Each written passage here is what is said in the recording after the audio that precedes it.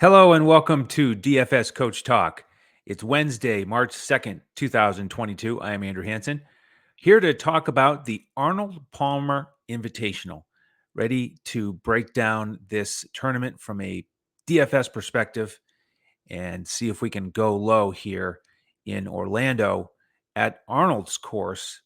And it's going to be very similar to last week, the Bear Trap, Jack's course, where scoring is tough. There's lots of water, lots of sand, and it's not going to be like some of these tournaments we've had recently with 20 to 30 under as the winning score. It is a par 72 and a little bit longer course, 7,466. It's the Bay Hill Club and Lodge, been played here for quite some time, since 79. And as it is an invitational, it's a little bit smaller field than the maximum. We'll have 120 players teeing it up this week, 5 of the world's top 10. So a little bit easier to make the cut, and we've got some big names to consider. Now, I mentioned that the scoring is difficult here, and it was one of the top 10 most difficult for scoring last year on tour. The average round was 73.1, so over a shot over par. The cut the last 3 years has been +1, +2, or +3. The winning score has ranged from 4 under to 19 under, but usually it's in that 11, 12, 13, 14 under range. Again, like last week where we saw Sepp Straka win it at 10 under. 3-inch rough here, just like last week. Water on 9 holes.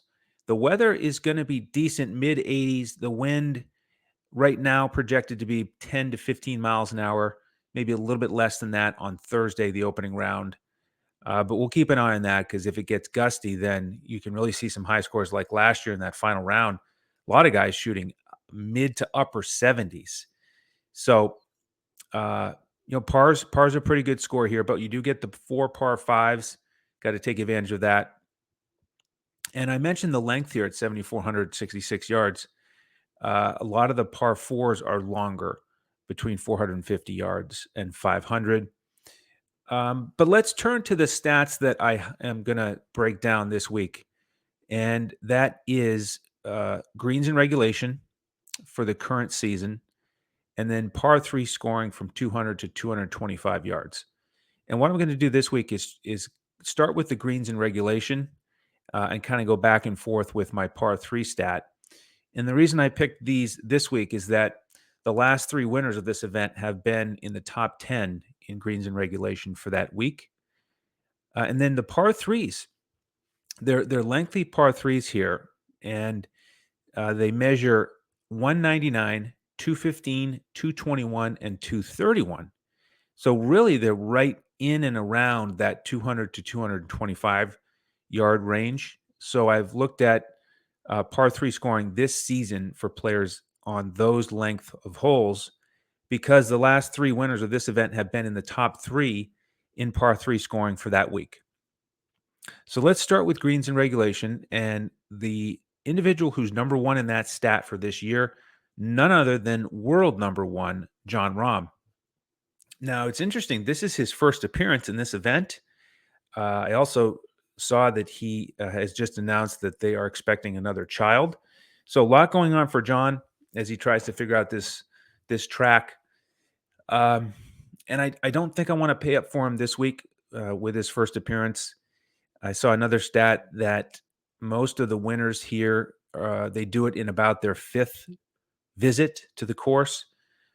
So I'll probably fade Jon Rahm this week. There are some other studs we can pay up for who have more course history here. Next on this list, Lucas Glover. So we go straight to a mid-tier option, 7,200 on DraftKings. Love his course history here. Much different for this Florida resident. He's made 9 of 12 cuts here, including 2 top 10s, coming off 2 straight top 40s this year, including last week at the Honda. So Glover is in play for me. Kevin Kisner, same price on DraftKings, 7,200. He finished second here back in 17. He last played in Phoenix, tied for 38th. So he's worth a look. Corey Connors. All right, this is one of the guys who makes the top 25 in greens and regulation, and the other stat I'm going to be talking about, the par 3 scoring. Now, what's interesting is that there are 5 guys on this list who are in the top 25 of both statistical categories, but there's a few of them that I don't plan to play this week. And Corey Connors is one that I'm hesitating on. He's 7,600, so a really good price. He finished third on this course last year, but he's missed 3 of his last 4 cuts. So, he's the perfect example this week of a guy who not playing well, but fits this course well and has good course history. So if he turns it around, he could finish top 10 again. Or if he continues this current streak, then he won't play this weekend. Sam Burns, very similar. He's in the top 25 of both of these stats. In fact, he's the best this season in the par 3 scoring from 200 to 225 yards. But he's been missing cuts. And it was really back in the fall where he kind of did his damage, where he played well. And so he's kind of regressed a little bit. Does he figure it out this week? Not likely to make the cash lineup for me. Next is Victor Hovland, who missed the cut in Phoenix and then turned around and finished tied for 4th at the Genesis. He's a pay-up option here, 10-8. He's one of the guys who got hit with that tough playing conditions over the weekend last year in this event and kind of dropped down the leaderboard. I am more interested, though, in the next guy on the list, Will Zalatorius. He is our thumbnail this week, thanks to Crash, who put that one together. And Will is an interesting figure for this week because he played at Wake Forest in college on the Arnold Palmer Scholarship. And last year he played here, finished tied for 10th. So he's got a little connection to Mr. Palmer, likes this course. He had 2 top 10s in January. So with his, greens in regulation, his consistency there, tee to green, Will Zalatorius is high up the list in my player pool this week. Sungjae Im is next, and our members, felt the pain last week with Sungjae missing the cut, and it was a strange one because the 4 mid-tier guys I gave out to our members on DraftKings, they all made the cut, but then I ended up adding Sungjae to that group for my cash lineup, so it didn't work out. On FanDuel, it was it was okay. Only 4 guys made the cut, but that was enough in the cash games to turn out some winners. So Sungjae, he fits this course really well. He's played it 3 times, made the cut every year. He has 2 top 10s out of those 3 trips. Just a little hesitant after he missed the cut last week, just missed too many putts. So more of a GPP option for me this week. Scotty Scheffler, 10-6, another pay-up option. He followed up that win recently with a tie for 7th. Some of these pay-up guys wouldn't be surprised at all if they make the top 10. But I am leaning again towards a bit of a balanced build on DraftKings this week, so I don't think I'll get to Scotty. Next is Seamus Power, friend of the program, 7,600. He finished at that top 10 at Pebble Beach, but he's missed 2 cuts in a row since then. So I may lay off of Seamus this week. Next is Russell Henley, 8,500. He's finished tied for 33rd 2 weeks in a row. So we'll see if he can go 3 for 3, just like Russell Knox did recently. Odd statistical situation for Henley. Luke List, 7,500. Of course, a winner this year on tour. But I don't like his trend. After that win, he went tied for 53 and then missed the next cut. So I will probably hold off on List this week.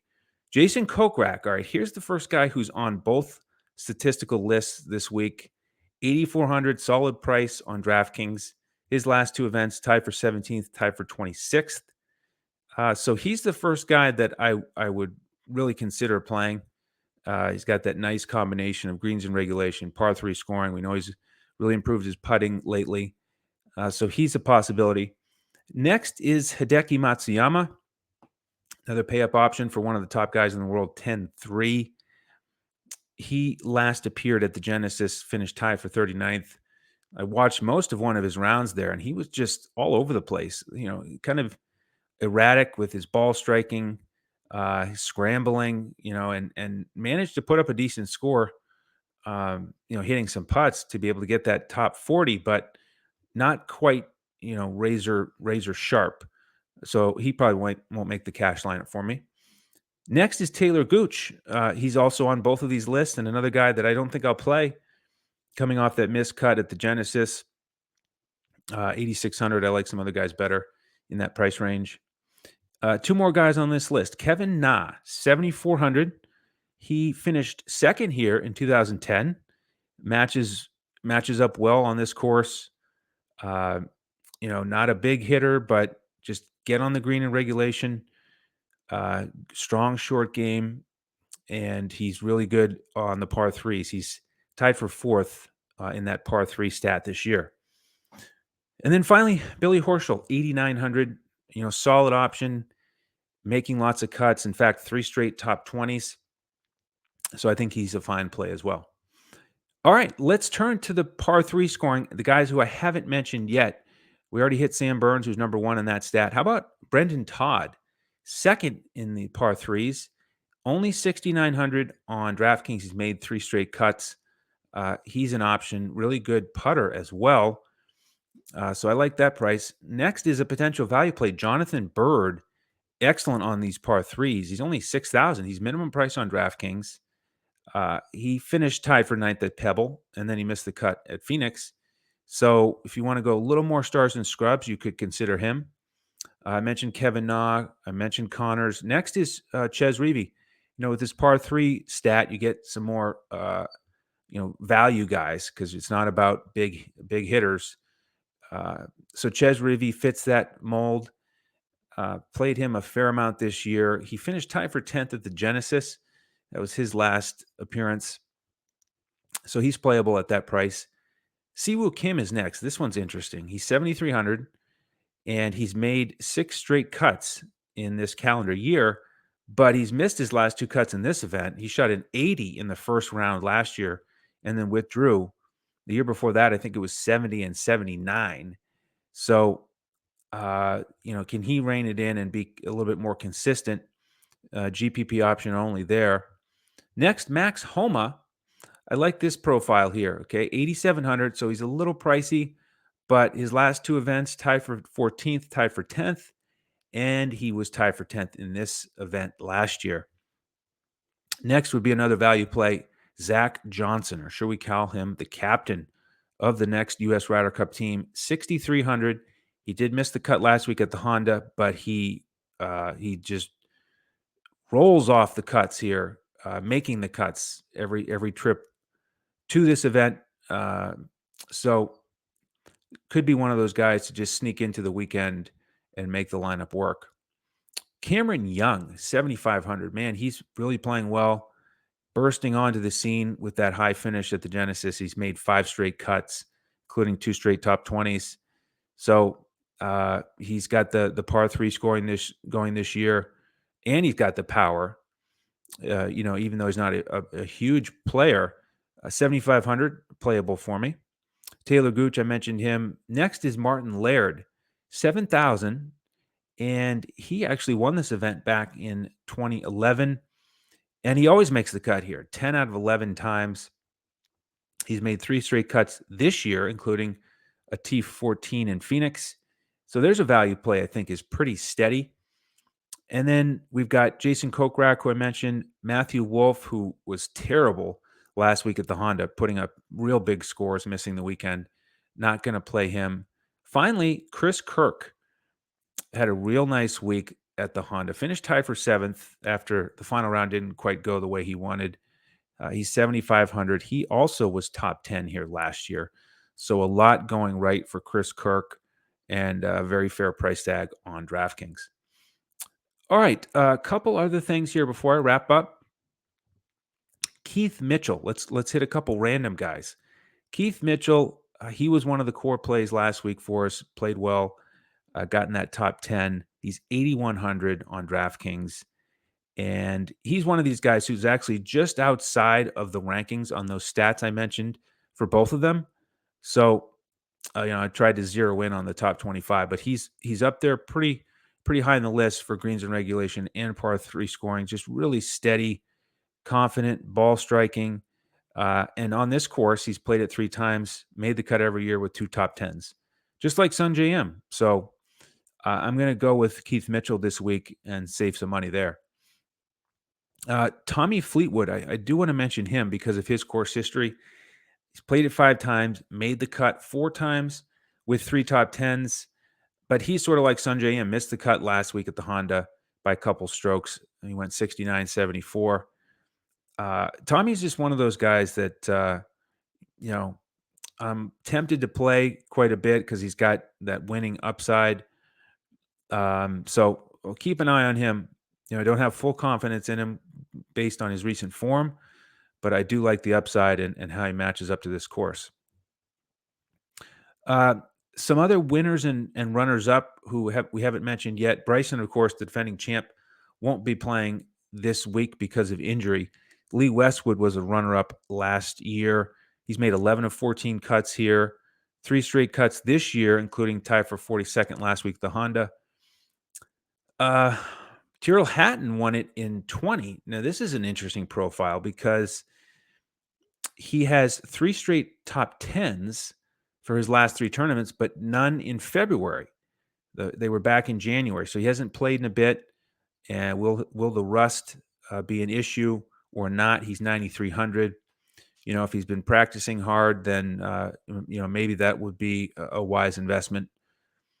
Mark Leishman was the runner-up that year. He's had a great course history here, 9 of 12 cuts, and he has had 2 straight top 20s, but at the Genesis, he hit less than 50% of his fairways, and I think he'll need to improve on that stat if he wants to contend this week. In 19, the runner-up was Matt Fitzpatrick. He's another guy who's just outside the top 25 in these stats, like Keith Mitchell. But great course history. The last 3 events here, tied for 10th, tied for 9th, and that's second place. And he's got 2 straight top 10s this calendar year. So Fitzpatrick is a key play for me this week. The winner back in 18, Roy McIlroy, and he loves this place. 7 for 7 on made cuts.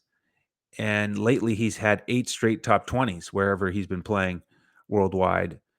So at 11-1, he's a big pay-up option on DraftKings, but I do kind of like that one. I think I would probably lean Rory over Rahm and save that $300 if you want to pay up. Leishman was the winner back in 17. Kisner, we've talked about his runner-up finish here. Stenson was the runner-up in 15. Big fan of his, but he missed the cut last week. Don't trust his game right now enough to roster him. Keegan Bradley, though, the runner-up in 14, I do trust his game enough. He's made 4 straight cuts, and in this event, he's made 9 of 10, including 3 top 10s. So 7,300 for Keegan is worth a look for me this week. Justin Rose was the runner-up in 13. He finished 62nd at Pebble Beach. He kind of lost a bunch of strokes on his approach game, which I don't think is the right formula coming into this event with all the water. So I'm going to fade him. And same thing with Graham McDowell, the runner-up in 2012, coming off a missed cut in Phoenix. All right. I do want to mention 2 value plays before I wrap up. And also just want to invite you to hit that thumbs up if you don't mind, and subscribe to the YouTube channel if you haven't already. Also, feel free to throw a comment on there. Anything you like about the show, anything you would like to introduce or have me introduce it. I'm certainly open to your feedback and appreciate all your support. So let me end with a couple potential value plays. Patty Harrington, I talked about him last week on the show. Didn't end up rostering him. Glad that I didn't because he missed the cut by 1. But I was keeping an eye on him. Pretty steady. No big surprise there. 73-70. So just missed it. 6,200. I'm more likely to play him this week. He did make the cut in this event last year, tied for 31st. So I think there's a good chance he battles and makes the cut this week. And then finally, Adam Long, 6,100. potential long shot for you there, pun intended. He's made 2 of 3 cuts in this event, including a top 10. Lately, not great for him, but he did make the cut at the Genesis. Not the best weekend, shooting 74, 75, but that's part of the reason why he's priced at 6,100 on DraftKings. So that is the rundown. Try to get as many guys in as I could in an efficient fashion, thumbs up, thumbs down type situation. Give you some stats to consider as you put your lineups together. If you want my lineups, jump in today with a membership at dfscoachtalk.com. You'll get into our Discord, and I will give out the lineups tonight. The DraftKings Coaches Clipboard with core plays highlighted and pivots, and then the full lineups on FanDuel and Yahoo for your cash build and your GPP build. Thanks again for tuning in. If you have any questions, you can find us on Twitter at DFS Coach Talk. You can find me on Twitter at Language Olympic. Bonus points if you can tell the picture that I have there, what golf course that's from. And I will be back again next week to continue to talk golf with you. So on behalf of the entire DFS Coach Talk team, thank you for tuning in. I'm Andrew Hansen. We'll see you next time as we look to crush it in DFS.